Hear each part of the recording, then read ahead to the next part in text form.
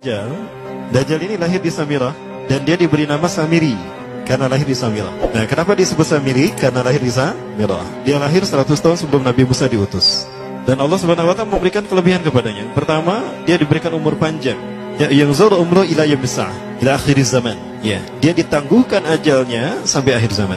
Yang kedua, dia memiliki kecerdasan di atas akal jenius rata-rata umat manusia. Jadi sejenius apapun umat manusia yang normal, dia 60 tahun di atasnya. Sehingga penemuan-penemuannya, kecanggihan berpikirnya, kedewasaannya jauh di atas manusia. Rata-rata manusia normal. Yang ketiga, dia memiliki kemampuan sihir yang luar biasa. Apapun sihir yang selama ini kita saksikan, tidak ada yang mampu mengalahkan sihir dia. Sehingga saking luar biasa sihir yang dia miliki, seolah-olah orang mengenalnya selevel dengan Tuhan. Karena apapun yang semestinya menjadi perbuatan Tuhan, Dajjal bisa melakukannya. Nah, ini saking hebatnya sihir Dajjal. Nah, nasab kelahirannya adalah nasab yang aneh para bapak. Dia lahir dari termasuk Bani Israel. Bani Israel ini keturunan Nabi Yakub. Yakub itu gelarnya Israel. Keturunannya disebut Bani Israel. Dari Yehuda. Yehuda ini adalah anak laki-laki dari istri pertama Nabi Yakub alaihissalam. Nabi Yakub istrinya 4. Yang pertama bernama Ya'la. Dari Ya'la ini melahirkan 6 orang. Salah satunya bernama Yehuda dan Lewi. Lewi melahirkan Nabi Musa alaihissalam. Yehuda melahirkan bangsa yang kita kenal Yahudi. Salah satunya Yehuda ini melahirkan generasi yang pada akhirnya melahirkan Samiri. Ya. Kalau Rahil istri yang kedua, dan ini istri yang paling dicintai oleh Nabi Yakub, melahirkan 2 anak, Bunyamin dan Nabi Yusuf. Nabi Yusuf dan Bunyamin. Yang lainnya juga sama melahirkan 2 anak. Kahit dari Ya'la melahirkan 2 anak, Dam dan Naftali. Ya. Anak tertua dari Nabi Yakub dari istri pertama bernama Raubin. Nah, dari Yehuda inilah lahir Samiri. Nah, ayah dan ibunya, kakek dan nenek Samiri ini adalah para penyembah berhala. Karena Samirah saat itu terkenal penyembah berhala. Ayahnya ini lahir dari proses perzinahan adik dan kakak, incest. Adik dan kakak berzina, lahir ayahnya. Adik dan kakak berzina, lahir ibunya. Jadi ayah dan ibunya ini lahir dari proses yang haram. Dan ketika ibunya menstruasi, disetubuhi sama ayahnya. Jadi itu, peluangnya dari 2000 persetubuhan dalam keadaan menstruasi, 1 bisa jadi. Karena menurut penelitian medis juga, bahwa darah kotor tidak menghalangi terjadinya fertilisasi. Tidak menghalangi terjadinya reproduksi manusia. Jadi tetap pembuahan ovum oleh sperma bisa terjadi walaupun ada dalam medium darah kotor, menstruasi. Nah, ketika itulah hamil dan lahirlah Samiri. Rasulullah SAW menyebutkan dalam Musnad Imam Ahmad, ayah dan ibu Dajjal ini melewati perkawinannya selama 30 tahun tanpa melahirkan seorang anak pun. Dan di tahun ke-30 pernikahannya melahirkan Dajjal, melahirkan Samiri. Kelahirannya ini akan menjadi petaka bagi kedua orang tuanya. Dia adalah orang yang paling sedikit manfaatnya dan paling banyak keburukannya bagi manusia, terutama bagi kedua orang tuanya. Bahkan ketika dia lahir, alam semesta menolak kelahirannya. Dordar gelap, hujan badai, petir, itu terjadi di malam di mana Samiri dilahirkan. Seolah-olah alam menolak kehadirannya. Nah, sejak lahir sampai usia 5 tahun dia tidak netek sama ibunya. Kebayang, 5 tahun air susu ASI tidak ditetekkan. Itu yang menyebabkan terjadinya kanker payudara. Maka ibunya pun meninggal gara-gara kanker payudara ini. Nah, ibunya meninggal gara-gara itu. Terbukti apa yang disampaikan Rasulullah. Kelahirannya menjadi petaka bagi kedua orang tuanya. Begitu pula ayahnya, maka ayahnya menjadi single parent. Nah, kemudian di tahun yang kelima, sejak lahir sampai 5 tahun, kenapa dia menetek pada ibunya? Karena kerjanya tidur melulu. Disebut mati, dia bernafas dan cuma berdetak. Disebut hidup, dia tidak bergerak. Antara hidup dan mati, la yamutu wa la yahya. Nah, maka di usia ke-5 tahun, nah ini terjadi peristiwa yang menarik. Apa itu? Samiri bangun dari tidurnya di tengah malam dan tidak ada orang yang menyadari Samiri bangun. Dia merangkak dan pindah ke berhala yang terbesar. Nah, dia pindah ke pangkuan berhala terbesar, tidur di sana.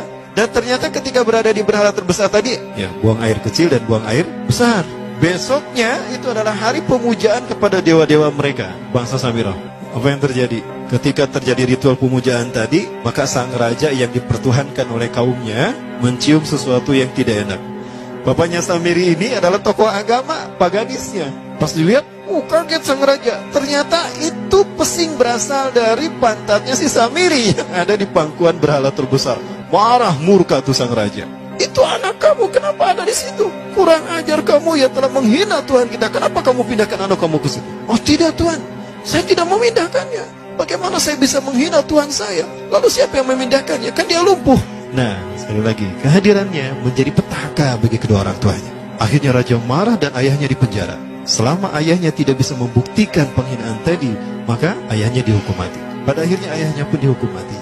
Ya, sedikit manfaat bagi kedua orang tuanya. Maka kemudian dia hidup pelihara oleh sang raja. Dan pas di usia dia 5 tahun itu, Allah menimpakan murkanya kepada bangsa Samirah yang sudah kelewat batas, maksiat, dan sudah tidak ada toleransi dari Allah untuk mereka hidup di bumi. Maka Allah perintahkan malaikat Jibril menghabisi mereka. Maka bangsa Samirah itu pun diratakan. Si Samiri karena masih balita, ya Allah selamatkan dia lewat malaikat Jibril. Diselamatkan dia dan ditempatkan di pulau entah berantah. Ada yang menyebutkan pulau ini berada di Laut Yaman, dan pulau ini dinamakan Pulau Socotra. Pulau Socotra ini adalah pulau yang berada di ujung Jazirah Arab. Nah, ini Pulau Socotra. Ini pulau tempat di mana Dajjal atau Samiri dibesarkan sejak 5 tahun sampai usia 100 tahun. Ya, dari usia 5 sampai 100 tahun dia tinggal di Pulau Socotra ini. Nah, Pulau Socotra ini adalah pulau yang berada di kawasan Yaman. Pulau yang memiliki banyak keunikan luar biasa. UNESCO sempat ingin menjadikannya keajaiban yang ke-8. Kan ada 7 keajaiban dunia ya. Yang ke-8-nya tadinya ini. Namun karena dia terkait dengan Samiri Dajjal, maka banyak negara yang menentangnya, terutama negara-negara yang menjadi pengikut Dajjal. Maka pada akhirnya pulau ini dirahasiakan. Nah, sebetulnya pulau ini unik kalau kita ingin berekreasi ke sana. Namun karena posisi yang terpencil, jarang orang mengikutinya. Para wisatawan jarang mengunjunginya. Padahal sesuatu unik, termasuk binatang dan penghuninya itu unik-unik. Pohonnya unik. Dunia menyebutnya pulau ini dengan pulau julukan dari pulau alien hingga pulau neraka. Ada juga yang menyebutkan The Jekyll Island. Pulau Jekyll Island itu bahasa barat, kalau bahasa kitanya Pulau Dajjal. Ya, sama dengan Pulau Sedir ya. Itu juga The Jekyll Island. Nah, Pulau Socotra kaya dengan flora dan fauna yang unik hingga saat ini belum ditemukan di tempat lain. Jadi tidak ada flora dan fauna yang ada di pulau ini yang ada di pulau lain di seluruh dunia. Hanya ada di pulau ini. Makanya di pulau inilah Allah ciptakan satu binatang yang unik juga, yang disebut dengan jasasa. Jasasa, binatang jasasa itu artinya mata-mata. Tajassa yatajassu tajassusan wa jasasatan, artinya pemata-mata, spy. Binatang ini bertumbuh besar, dhahmatun kabirah tughatti jismaha asy-sya'r hatta la nastati' an nafariqa ayna wajhu wa ayna dubru. Tubuhnya besar, dipenuhi dengan bulu, sehingga saking penuhnya bulu kita tidak bisa membedakan mana dubur mana wajah. Yang menghadap itulah wajah. Baik, karena itu pulau ini pernah dilesarkan sebagai salah satu dari 7 keajaiban dunia yang baru ya. Nah baik, ini contohnya nih, saya perlihatkan keajaiban dan keunikan. Ini adalah padang pasir di Pulau Socotra. Ini burung, salah satu jenis burung yang bisa kita jumpai di Socotra. Dan ini kepiting unik, kepiting Pulau Socotra. Aneh ya, kepitingnya seperti itu. Ini laba-laba langka di Socotra, mirip tarantula. Dan ini pohon darah naga yang ada di Pulau Socotra juga. Nah, ini salah satu jenis pohon Dorstenia Socotra. Dan ini juga pohon yang lain, pohon Dendrocysaios Socotra. Ya, saya sebutkan lagi ya. Nah, ketika di pulau itu, sebelum bertemu dengan Nabi Musa, Samiri di pulau itu yang hanya tinggal dengan seekor binatang jasasa. Binatang jasasa ini memberikan beberapa hal kepada si Samiri ya. Allah Azza wa Jalla menciptakan binatang berbicara yang bernama jasasa. Dia di mana lahirnya, ajalnya, matinya sama dengan ajal Dajjal. Begitu pula muncul dan menghilangnya. Binatang inilah mengajarkan akidah tauhid kepada Samiri muda. Pelajaran ini kononnya ditulis oleh Jibril alaihissalam dalam bentuk panel-panel atau prasasti. Isi prasasnya panel 1 yang ditulis oleh malaikat Jibril. Panel 1 itu berisi kalimat la ilaha illallah, tidak ada Tuhan selain Allah. Ini dijelaskan oleh binatang jasasa. Yang kedua, panel kedua berkata Allahu wahid la syarikalah. Allah Maha Esa, tidak ada sekutu bagi Allah. Itu dijelaskan juga oleh binatang jasasa ini. Nah, binatang jasasa ini sekali lagi dia bertubuh besar. Kategorinya adalah kelasnya itu mamalia, genusnya mamalia. Cuma saya tidak tahu nama spesiesnya apa. Pada tahun 2017, akhir dari bulan Agustus di Filipina ditemukan binatang seperti ini. Ciri-ciri binatang ini nyaris sempurna seperti ciri-ciri binatang jasasa yang disebutkan Rasulullah terkait dengan binatang yang memata-matai Dajjal. Tubuhnya penuh dengan bulu. Ini disebutkan dalam surat An-Naml ayat ke-82. Ya, binatang ini seperti ini dan dia tidak pernah jauh dari laut karena dia selalu ingin membasahi tubuhnya dan dia pun makan dari makanan ikan laut. Maka dia tidak pernah jauh dari pantai. Seperti ini. Nah, binatang inilah yang